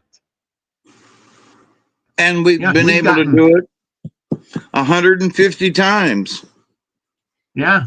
And so somebody must either really like the short stories or they really like the show or something, because I don't know, whatever we're doing, we got a good combination going on. But YouTube hasn't banned us. Have people learned to skip through the first hour? Yeah. I don't mean that rudely. I mean, if somebody wants just the story, what's the story of the week? But shame on me. While we've been yapping, I've been pulling cards. Yes. And, so Chloe says, there was the card reading. What do you mean the card readings? Hawkeye does a card reading every freaking week. Every week, and the last couple of weeks have been like right on. I really like them. Well, exactly. I can't remember them, but but yeah, Native American Myths and Legends is one of my highest rated shows. We're getting between 100, 200. I'm reading down some of these shows that we did. Here's one. Number 144 was 561 views. Let's see. 143 was 391 views. 42 was 160. Oh, we were off on that day. 41 was 106. Hey, people, go watch that one. 140, 142. Here's one. Number 138. We did 2,163 views. Can you believe that? No. Yeah. 2,160. Whatever show that was, number 138. We must have done a hell of a good job because there was 2,160. And I only had 1,000 subscribers. Come on. Oh, that's what Chloe says. She misses when you would read cards for each one of us. Well, there you go. You better get on the thing, and we'll have to do some card reading, eh? Yeah, well, I was actually thinking about doing that tonight after we get done on my side. Yeah, there you go. Because I have been so remiss for so long, but my energy level just hasn't been there. It's, being in and out of the hospital, my heart issues. I mean, for me, it hasn't been a fun run, Yeah. I'm still here, but it's been a struggle, So, but anyway, so would you like to know the cards? Oh, well, yeah. Okay, so we got 5 of them again. It seems like 5 has been. I tried not to pull this last one, but it said nah. It almost skunked me because it is skunk. I love the pun. So we're starting out with dolphin, and then we have had dolphin not too long ago, I believe, but it was upside down. The next one is dragonfly, which I don't remember us having recently. The next one is swan, which is grace. It's upside down. Not necessarily bad. Now reminding all y'all. The next one after swan is the buffalo. And I think that's not looking at it a giveaway. And then the last one right side up is skunk. And I think that's about respect. So let me get into this. And first one being dolphin, which is manna. Dolphin speaks to us of the breath of life. It's all about breathing. And so, folks who want to learn how to meditate and so forth, and several discussions I have listened to, it's all about the breathing, it's all about the breath. So, Dolphin speaks to us of the breath of life. The only thing that humans cannot go without for more than just a couple of minutes at best. We can live without water and food for days, but oxygen is a source of our sustenance. Within the breath, we encounter the rhythm of energy that all life emits. In changing the rate or rhythmic texture of our breath, we can tap into any other life form or creature. So if you breathe fast and shallow, or you breathe real slow and deep, you change how your physiology changes. This is a very easy way to connect with the divine energy coming from the Great Spirit, as well as with your own personal rhythms. Dolphin is the keeper of the sacred breath of life and teaches us how to release emotions through the dolphin breath, how they spit up when they come up to the top of the surface. Dolphin creates rhythm swimming through the water and breathing before submerging. Mana is the life force. Mana is present in every atom and is Great Spirit's essence. Dolphin teaches us how to use life mana through our breath. If you get excited and you breathe too fast, you hyperventilate. Not necessarily good. Dolphin was traveling through the oceans one day as Grandmother Moon was weaving the patterns of the tides. Grandmother Moon asked Dolphin to learn her rhythms so that he could open his female side in her silvery light. Dolphin began to swim to the rhythm of her tides, weaving and learning to breathe in a new way. As Dolphin continued to use this new rhythm, he entered the dream time. This reality was a new and different place from the seas that he had known. Dolphin came to discover the underwater cities of the dream time and was given the gift of the primordial tongue. This new language was the sound language that was brought by Spider from the great Star Nation. Dolphin learned that all communication was pattern and rhythm. Now we need to remember this.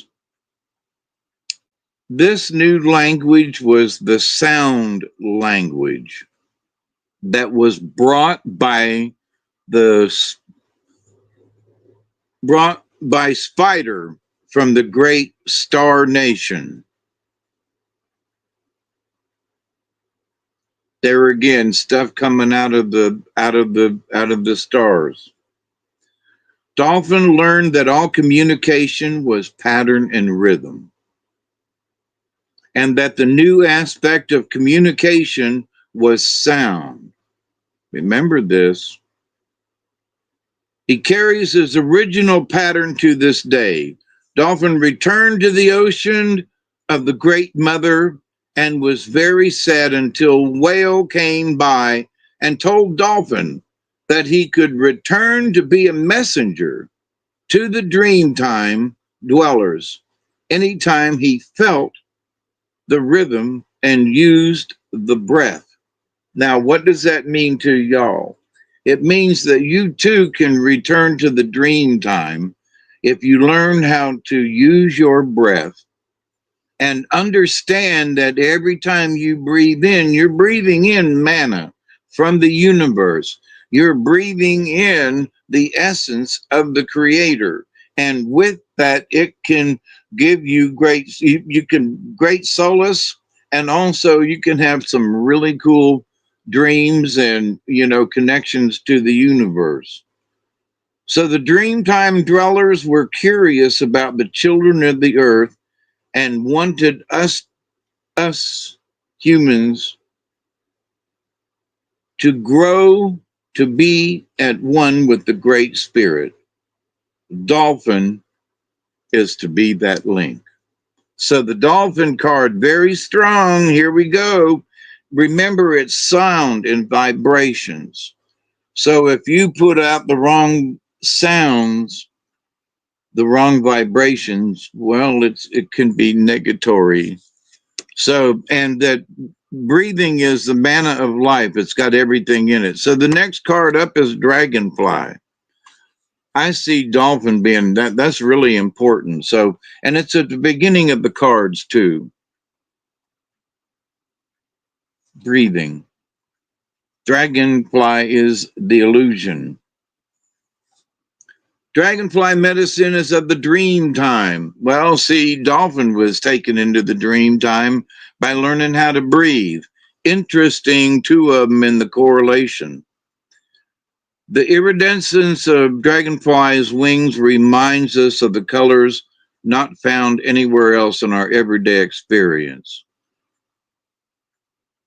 Some legends say that dragonfly was once dragon, and that dragon had scales like dragonfly's wings. Dragon was full of wisdom and flew through the night, bringing light with its fiery breath. The breath of dragon brought forth the art of magic and the illusion of changing form. Then dragon got caught in its own facade. Coyote tricked dragon into changing form, and the shape of its new body became like dragonflies. In accepting the challenge to prove its power and magical prowess, dragon lost its power.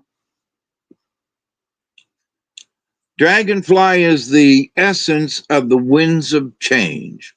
Boy, howdy, are we in a time where the winds of change is going on, right?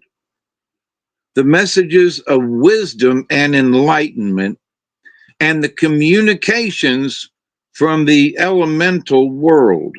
This elemental world is made up of the tiny spirits of plants and of the elements of air, earth, fire, and water. In essence, this world is full of natural spirits. Now, just read dolphin. There's energy and essence in everything through the manna, through breathing.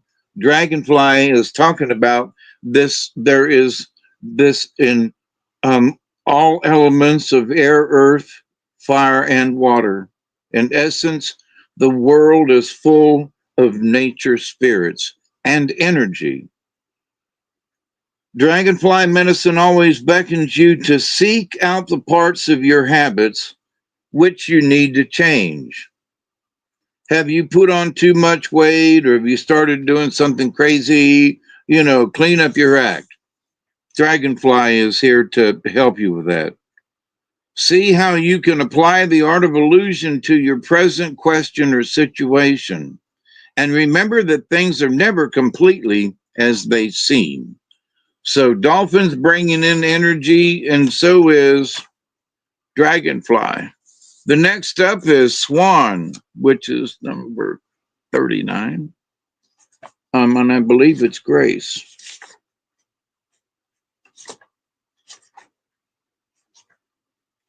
Now, to start off the story of Swan, it's basically the story of the ugly duckling. And so here was this, swan that didn't know what it was, and it was hanging around, and Little Swan flew through the dream time looking for the future. Rested for a moment in the coolness of the pond, looking for a way to find the entry point to the future. This was a moment of confusion for Swan, and she knew that she had happened into the dream time by accident.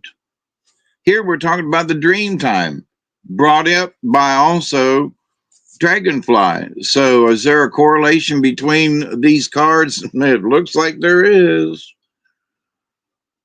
And she knew that she had happened into the dream time by accident. This was her first flight alone, and she was a bit concerned by the dream time landscape.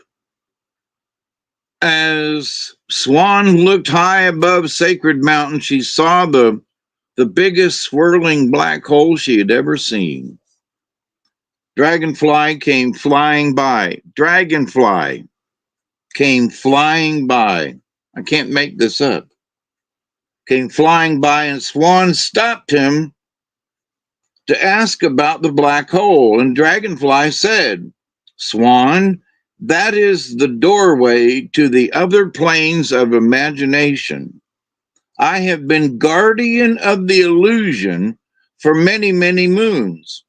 If you want to enter there, you would have to ask permission and earn the right. Swan was not sure that she wanted to enter that place. She asked Dragonfly what was necessary for her to earn the entry, and Dragonfly replied, you must be willing to accept. Now here's the key to everybody. You must be willing to accept whatever the future holds as it is presented without trying to change Great Spirit's plans. They want me to repeat that. You must be willing to accept whatever the future holds as it is presented without trying to change Great Spirit's plan. Swan looked at her ugly little duckling body and then answered, I will be happy to abide by Great Spirit's plan. Swan reappeared many days later, but now she was graceful and white with a long neck. Dragonfly was stunned. Swan, what happened to you? Swan smiled and said, Dragonfly, I learned to surrender my body to the power of the Great Spirit and was taken to where the future lives. Now, Swan's upside down in this instance, but that's powerful medicine in that Swan and Dragonfly, and I pulled both cards, Dragonfly first and then the Swan. So y'all pay attention. Contrary, if you have pulled the Swan in reverse, it is a warning that you must acknowledge what you know.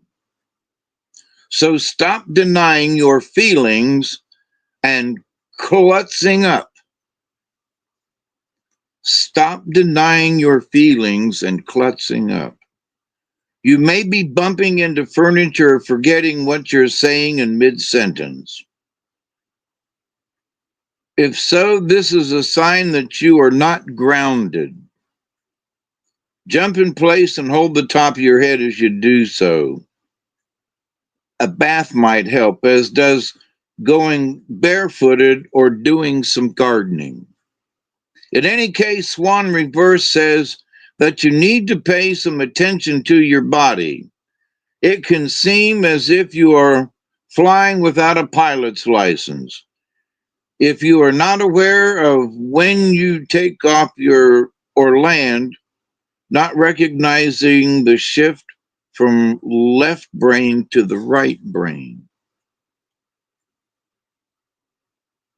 Common when you are evolving spiritually. Now, we're all going through some new energies. Solution to a contrary swan is notice your surroundings and touch the earth with your feet. Focus on one reality or the other at a time. Quit floating in between. Quit being a space cadet. If you are just preoccupied or daydreaming, you need to focus on doing some physical activity that will help focus your energy. Now, the next one up is buffalo, and it too is upside down. Buffalo is prayer and abundance. What an interesting relationship. We have illusion with the dragonfly. We have swan, which is grace. And now we have buffalo, which is prayer and abundance. A nice set of cards. In the Lakota tradition, it was the white buffalo calf woman who brought the sacred pipe to the people and taught them how to pray. The bowl of the pipe was the receptacle that held the tobacco. All animals are sacred.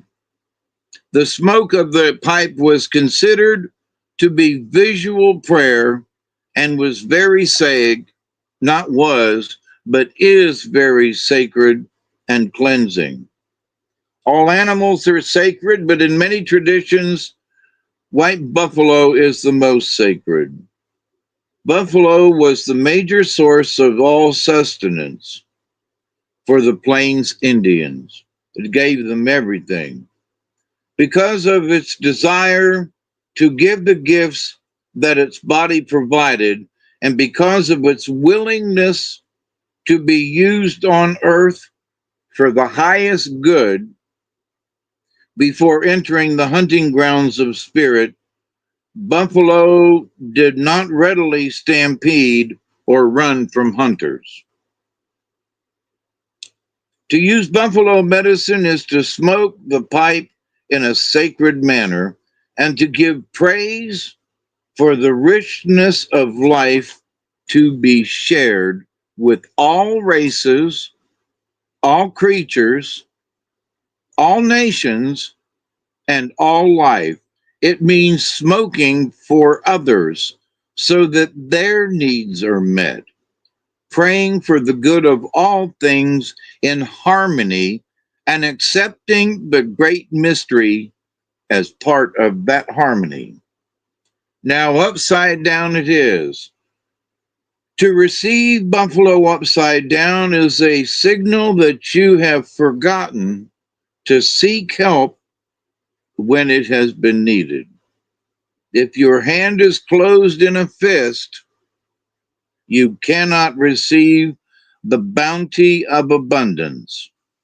In understanding the significance of the reverse buffalo, you may well ask yourself, have I forgotten my eternal partner, the Great Spirit? Am I pushing myself too fast in the physical world and keeping myself from seeing the importance of all source of life? Have I forgotten to honor the ways of others and to afford them the same respect that I wish to receive for myself? Am I feeling like my life is being used for the highest good at this time? Have I forgotten to be grateful for my life, for my possessions, my talents, my abilities, my health, my family, or my friends? Become buffalo, feel the smoke of prayer and praise, change your buffalo robe to white so that you may be an answer to the prayers of the world. Interesting. Skunk is number 7, and it is all about respect, reputation. Skunk medicine. It's all about a reputation that contains a great deal of power. Due to its distinctive behavior, humans give this tiny little critter a wide berth. The key word here is respect. Skunk is teaching you that by walking your talk and by respecting yourself, you will create a position of strength and honored reputation, because this is all about reputation. So now that you have learned from Dolphin to breathe in the manna of life and to spread that around, teach other people how to do it, Dragonfly was going into the illusion and seeking in the dream time, Swan being there and seeing there, and you need to understand, the grace in that. And the grace in that is in the giveaway of Buffalo. And now you got Skunk, which is talking about being a good reputation, forming a good reputation. Learn the lessons that the cards are showing you. The carriage of your body relates to others what you believe about yourself. There is no need to bully, aggravate, torment, or otherwise overpower other beings when your sense of self is intact. When you know who you are, that core value, people will know you by your reputation. Learn to assert without ego what you are. Respect will follow. Your self-respectful attitude will repel those who are not of like mind. Your self-respectful attitude will repel those of not like mind. Skunk medicine people have the ability to attract others, and they are very charismatic. At the same time, the other side of their natural power, is to repel those who seek to take energy from them. So what is the takeaway of Skunk? If you have chosen this symbol, you are being asked to notice the kinds of people who are attracted to you. If they emulate favorable characteristics, have enough self-esteem to recognize those characteristics within yourself. Walk tall, be proud of the accomplishments you have made. Bear in mind that what you believe about yourself is your ultimate protection. Project self-respect. There you go, y'all. The cards for this week. Powerful, powerful, powerful. Yeehaw. I hope they mean something to y'all. Yeah, there's a link. Sometimes you pull cards and you go, but man, these cards again, I mean, Dragonfly appears in the Swan card. You can't make that up. Can't make that up. I mean, and it came just before the Swan card. I mean, exactly. 1, 2, third card was the Swan. Second card was the Dragonfly. So, I'm always flabbergasted by how the cards turn out. I really am. Yep. That is for sure. Anyway, maybe you'll pull some cards. Chloe, she said thanks, and that was a great message. There you go. Yeah, there's nothing wrong, Susie Q had to go to bed. She's tired. Late night. Yeah. But yep. I appreciate everybody. Remember with the Skunk card, the self-respect thing, by reputation. So if people like you because of your reputation, and you can't take that away, and your reputation can go a long way. I mean, Billy the Kid had a reputation. Man, everybody, Yep. Billy the Kid, if you say that to these days, there's still people that know at least something about Billy the Kid. He was a gunslinger. Okay. But so, but that's the way he wanted to be portrayed. But, if Helen Keller, she's the blind girl that, overcame her, her um, Disabilities.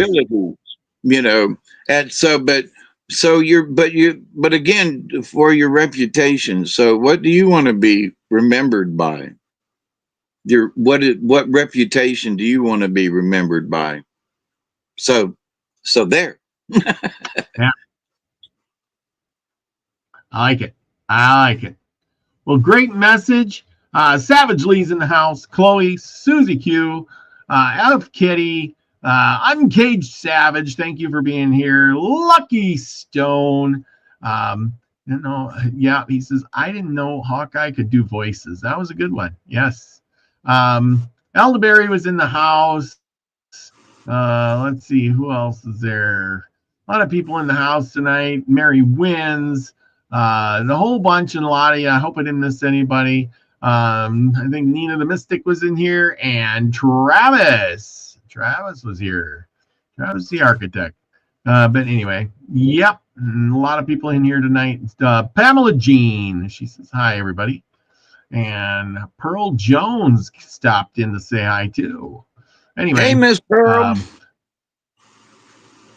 Anyway, lots of people tonight. Thank you all for being here on our 150th show. It's been great, a lot of fun, and we're gonna wrap it up now. You got a show tonight, or did they kick you off of YouTube yet? As far as I know, I'm still able to. Yeah, as far as I know, I can still do a live stream. So, but also in thinking that after 150 shows and y'all still come out, we must have established some type of respect. And I thank you all for that. You all deserve the respect that you deserve as well for showing up and supporting us over these at least 3 years. So thank you, my friends. You're, that hurt. You're close to my heart. Yeah, we wouldn't have much a show without everybody watching, right? So thank you to everyone out there. And remember, tell your friends about it, spread it, share it. There's some good information out there, good, bad, or otherwise. It's not that I have all the most information. I don't present it the best, but you know what? Hopefully it sparks your interest and you will go and look it up and check out for yourself. That's what it's all about, is your own discovery. I'm just here to be the instigator of that discovery. Like I said, I find it fascinating, and I read a lot of these books. Like I said, a lot of us come out of these little old books from the early 1900s and late 1900s and the 18th century and everything. I got old books, and that's where the real information is, because once you start getting newer, it's a Wikipedia, and they just put all kinds of gobbledygook in there. Savage Lee says, I'm still a newcomer, but thank you. Yeah. Well, there you go. Thank you for being here, Savage Lee. We appreciate you so much. Absolutely. Thank you. Mm-hmm. Me and Robert could do this on our own, but it's a whole lot more fun with y'all, with all y'all here. All y'all you got that? Sometimes, all y'all. Sometimes they ask good questions, and then it sparks my interest too. So anyway, and also just like you sometimes spark my interest in questions. Yeah, not just questions, but good information too. So thank you. Yeah, thank exactly. You, did you know Pocahontas wasn't married to John Smith? I think you thought Pocahontas was married to John Smith, didn't you? That's why I jumped in there and said what I said, and you corrected me. Yeah, that's right. I mean, really, they have those fairy tale stories about Pocahontas, and she did all. And it's like, was it even real? You know what I mean? The real story is, they took her for a hostage prisoner and, pretty much raped her. and then married her off and turned her into Christianity, and then somebody poisoned her and she died. Ugh, that sucks. You know, I feel bad. And she didn't even Anyway. make it to 20. I know. How sad. That is really sad. I mean, think about our world, how it would have been changed if, things had turned out differently. But yeah, it just proves to you, just like that, the West guy, Francis West, who went ahead and, well, we're going to go get the Indians and we're going to trade with them and get some of their corn. So we got something to survive with. Well, you know what? They ain't trading with us. So we're going to just make them all unalive. There. Now we got some corn to trade with. Now, is it even the right way to do things? Come on. I mean, geez. Anyway, And also, John Smith was in his early 50s at that point. No, John Smith was like, when he got kicked out of and went back to England in 1609, he was like 30 years old. These were all young guys. Yeah. John Smith, I think John Smith barely made it to 50. I don't even know if he made it to 50. 50 was really old back in those days, Yeah, it was. Yeah. But, think about this. Think about how Walt Disney twisted the story of Pocahontas into this little girl's dream and singing and all of this stuff. And, when actually it was a tragic event, and so they don't ever tell the true story. But, the story of Pocahontas was not singing and enlightenment and all this other kind of stuff. And in a way, shame on Disney. Yeah, exactly. It should be more of a, here's Pocahontas. Your father doesn't love you. He hates you. He values weapons more than he does you. You better believe in Christianity. You better believe in the God. And here's the Bible. You better change over, and then we're even going to change your name. How about that? And we're going to dress you up, drag you to England, show you off to people, and then poison you on your return home. Yay, Pocahontas. Yeah, because why are we showing you off? To promote America. Promote going over here because so many people are dying, so many people are dying off. How are we going to keep getting people to keep coming over if the word gets back that 80% of the people that head over die off? Would you want to come? Come on. What's the scoop there? It'd be like, hey, hey, if you take that trip to England, trip to America and go to Jamestown, you got a 80% chance of dying off. And if you do survive, you're probably going to be starving. Yeah. It'd be like It'd be like a used car salesman. Y'all come on over. It's great over here. Come on. There's sand and sea and there's beaches and come on over. Yeah, don't forget, don't worry about the 4-month trip to get there, in a boat that's got, damp and musty and you could die of the plague. And then when you get there, you go out in the woods and you're thinking, oh, it's so beautiful. And then some Indian comes up and chops you up in little pieces because that's his woods. And you're invading and nobody told you. They just said it's the king's land now. And you're going over there and saying, well, this is the king's land. Well, no, it's Powhatan's land. Powhatan's land, and you're on it. You're taking over. You're a conqueror. And you're probably thinking, I didn't know I was a conqueror. Yeah, you were misled. And does the king care if you get killed off? You better learn how to use this gun real quick. How fast can you reload? That's too much. Oh, well, with that, let's call her a night. We're 2 hours and 14 minutes in. And I want to say to everybody, remember, go out and do something nice. Join David on his show right after this. You'll be putting that up soon, I'm sure. And remember, go out. After a break. After a cup of coffee. Yeah. I got a little refill. Anyway. So anyway, remember, everybody, go out and do something nice for your neighbor. Do something nice for somebody, and do something nice for yourself, because you know what? You want to be the frequency you want to receive, everybody. Well, peace, everybody. Cheers. And